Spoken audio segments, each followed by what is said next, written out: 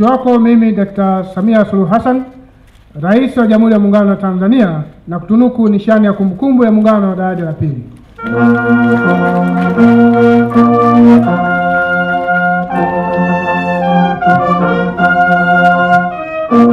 Napenda kuahidi kuwa Serikali ya Mapinduzi ya Zanzibar itaendelea kutoa ushirikiano na tutahakikisha kwa pamoja tunayafikia malengo ya waasisi wa muungano wetu kwa faida ya kizazi cha sasa na wale watakaokuja baadaye.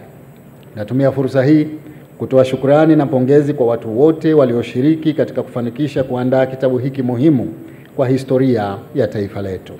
Uzinduzi wa kitabu hiki ni kutambua na kuthamini mchango muhimu wa baba wa taifa Mwalimu Julius Kambarage Nyerere katika kuasisi muungano wa Tanzania ambao ni msingi mkuu wa umoja, amani na maendeleo ya Watanzania.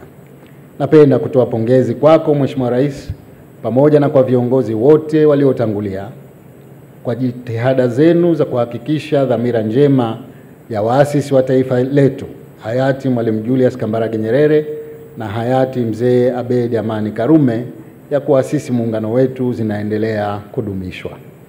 Napenda kutoa wito kwa Watanzania wenzangu kuhakikisha tunadumisha na kuilinda tunu hii ya muungano wa Tanzania, kwani ni kielelezo pekee cha muungano uliofanikiwa katika mataifa ya Afrika.